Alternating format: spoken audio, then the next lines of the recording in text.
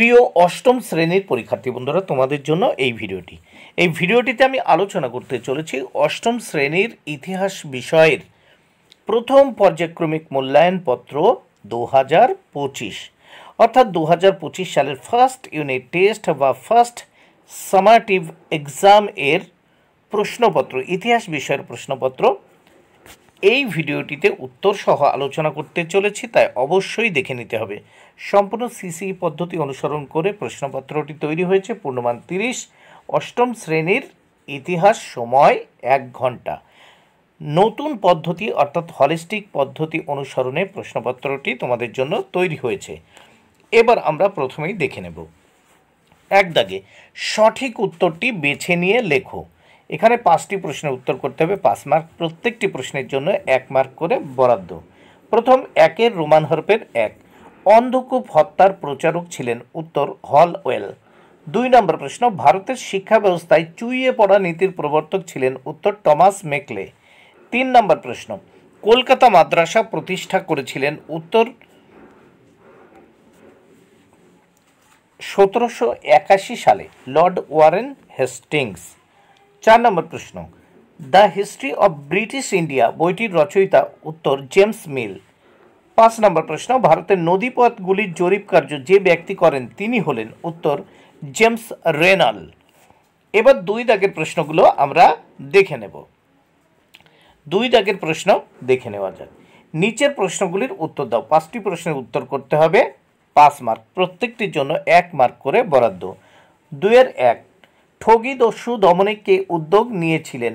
উত্তর Lord William Bentinck. 2 নম্বর প্রশ্ন, Asiatic society কে প্রতিষ্ঠা করেন? উত্তর স্যার উইলিয়াম জোন্স।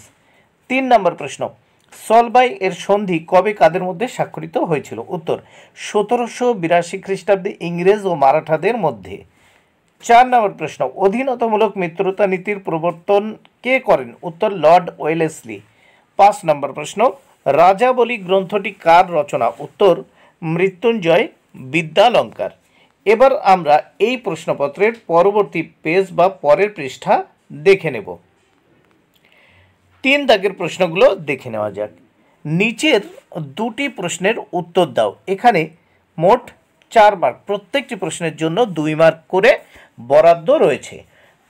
এই প্রশ্নগুলো তোমরা কিন্তু ভালো করে বই দেখে পড়ে নেবে। 3-1, ফারুকশিয়ারের ফরমানের 2টি গুরুত্ব লেখো। 2, ব্রিটিশ রেসিডেন্স ব্যবস্থা বলতে কি বোঝো? 3, উইলিয়াম বেন্টিঙ্কের যে কোনো 2টি সংস্কার সম্পর্কে যা জানো লেখো। এবার 4 দাগে সংক্ষিপ্ত উত্তর দাও যে কোনো 2টি। এর জন্য রয়েছে 6 মার্ক। প্রত্যেকটি প্রশ্নের জন্য 3 মার্ক করে বরাদ্দ। প্রথমে দেখে নেওয়া যাক 4-1, শিক্ষা বিস্তারে খ্রিস্টান মিশনারিদের অবদান লেখো। এই প্রশ্নগুলো কিন্তু ভেরি ইম্পর্ট্যান্ট প্রশ্ন। তোমরা অবশ্যই পড়ে নেবে বই দেখে কিন্তু পড়ে নেবে, কারণ এখানে জায়গার স্বল্পতার জন্য কিন্তু স্থান স্বল্পতার জন্য উত্তরগুলো দেওয়া সম্ভব হলো না। শিক্ষা বিস্তারে খ্রিস্টান মিশনারিদের অবদান লেখো। 2, ভারতের ইতিহাসে বক্সার যুদ্ধের গুরুত্ব আলোচনা করো। 3, পিটের ভারত শাসন আইন সম্পর্কে লেখো। 5 দাগে নিচের 2টি প্রশ্নের উত্তর দাও। 10 মার্ক। প্রত্যেকটি প্রশ্নের মান 5 মার্ক করে। অবশ্যই এগুলো বইয়ের থেকে তোমাদের পড়ে নিতে হবে। 5-1, অযোধ্যা কিভাবে আঞ্চলিক শক্তিতে উত্থান হলো সে সম্পর্কে লেখো। 2, মীর কাসিমের সঙ্গে ব্রিটিশ কোম্পানির বিরোধের কারণগুলি লেখো। এ প্রসঙ্গে দ্বৈত শাসন ব্যবস্থার প্রভাব কী ছিল? 3 নম্বর প্রশ্ন, ওয়ারেন হেস্টিংস ও লর্ড কর্নওয়ালিসের বিচার ব্যবস্থার সংস্কারগুলি সম্পর্কে আলোচনা করো। এই প্রশ্নগুলো ভালো করে বই দেখে তোমরা পড়ে নেবে। বন্ধুরা, ভিডিওটি ভালো লাগলে অবশ্যই লাইক, কমেন্ট ও শেয়ার করো।